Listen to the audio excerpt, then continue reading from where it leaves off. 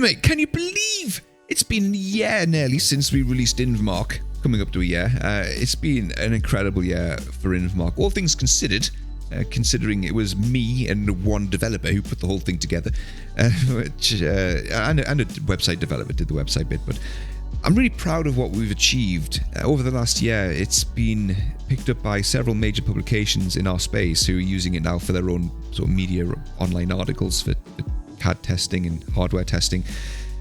Several major manufacturers and system OEMs are using Invermark for their own internal testing and for, for trade shows and stuff like that. So I'm really proud of that. It's what I'd hoped it was going to be used for all along.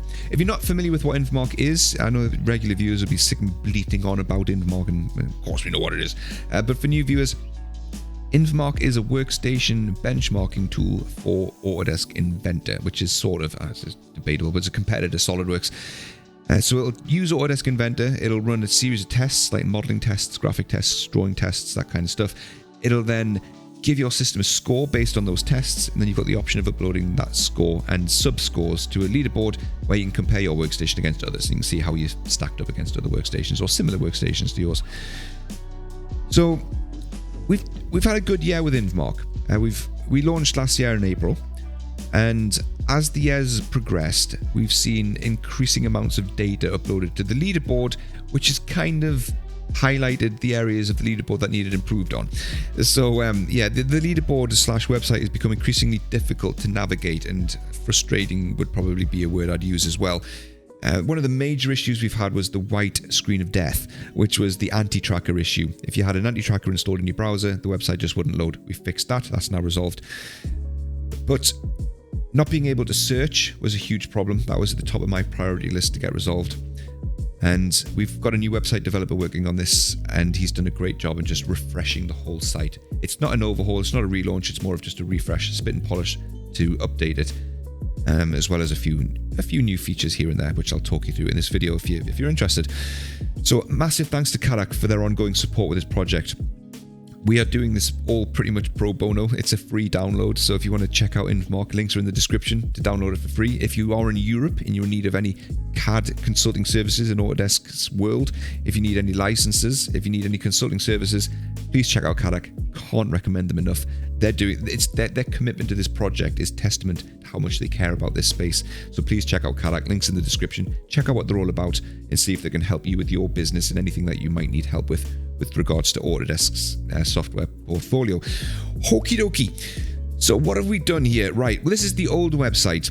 We've just given it a spit and polish. So, for example, the highest rank thing here, this was becoming redundant, so we got rid of that. And we've just tidied up a lot of the areas around here. It looks pretty much the same, but things like all these arrows pointed down by default, we've tidied up all of that. And we've just tidied up a lot of the fonts, and now it looks like this. So it's very much the same on face value, but it's just sharper, crisper, and it just pops more. The arrows all point up until you expand the leaderboard rows, and you can also expand the leaderboard rows just by clicking anywhere in the columns, whereas previously you had to actually click the arrow itself, which was a little bit frustrating, but now you can click anywhere and it'll expand the rows. That's really useful.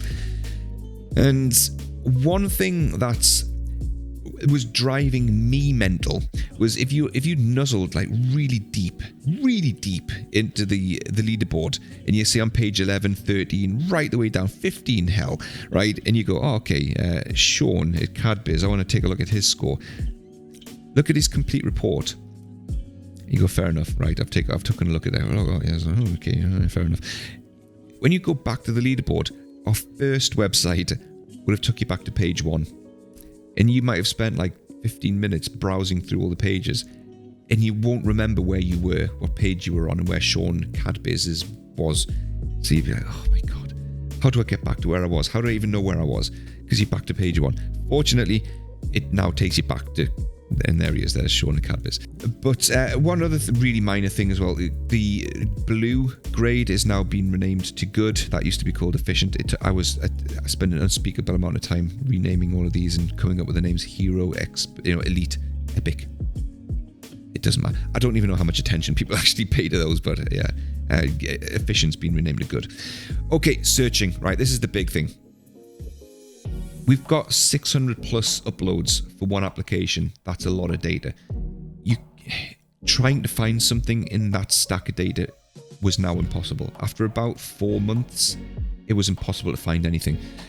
If you wanted to find a Threadripper on this leaderboard, forget it.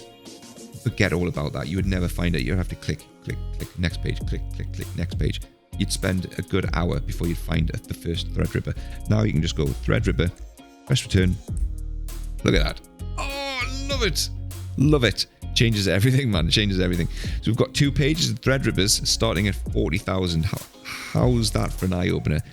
The Threadripper 3955X WX. Where's the old single dance? Someone does have a 64 core Threadripper. There's one 3990X. It's 36,000. Wow.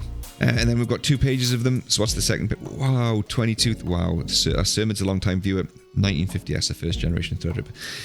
But to clear the search, you just click the little X there. That'll clear the search. It takes you back to the original. And you can now search for anything. If you want to search for like Ryzen 5, you can just type in Ryzen 5, like 3600.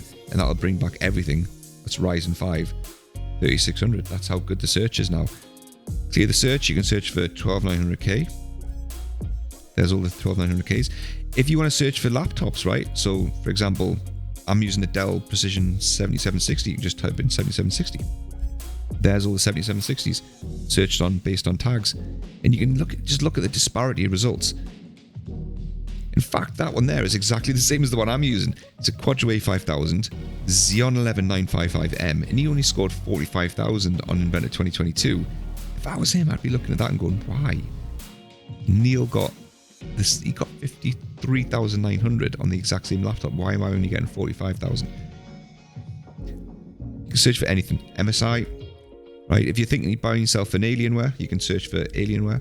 If you typed it in right, Alienware. It'll return everything. There's not a lot of Alienwares, but they're all up there. You can search for RAM frequencies, 6,000 megahertz. It'll return RAM frequencies back. What we're searching on is pretty much everything that's included in our metadata on the right hand side and system information. So you can search for graphics drivers. So if you want to check if there's a faulty graphics driver or if people have had success on a certain graphics driver, you can even search for that, copy paste that in there. So yeah, it's a pretty powerful search now. What you can't do is stack the searches. You can't do ors or ifs or anything like that, or ands, but you can do so 12900K, and then you can say, so show me all the Inventor 2021 results on a 12900K, so you can do that. Speaking of Inventor 2021, Invmark does only support 2021 and 2022 at the moment. The next release is going to be coming out soon. In the next couple of months, we will support that. So thank you very much. That'll do for now. I do that like something like Invmark, it's a benchmarking tool. It's something that you tend to use once and then not use again for a while, if ever, once you've tested it and you've checked out your workstation. But the website is something that is being updated constantly with new data. For example, the Intel 12th Gen Alder Lake stuff will be hitting the leaderboard on a regular basis. The 12700s, yep, they're up there now. So feel free to keep checking the website. When AMD's next line of CPUs come out, they'll start filtering up onto the leaderboard so you can see how they compare against the 12th gen stuff for Autodesk software. And generally speaking, anything that's good for Inventor is good for Fusion 360, it's good for Revit. It tends to be a pattern and consistent across Autodesk's other software. And generally speaking, good for other CAD applications as well. What's good for Inventor is good for other CAD applications, generally.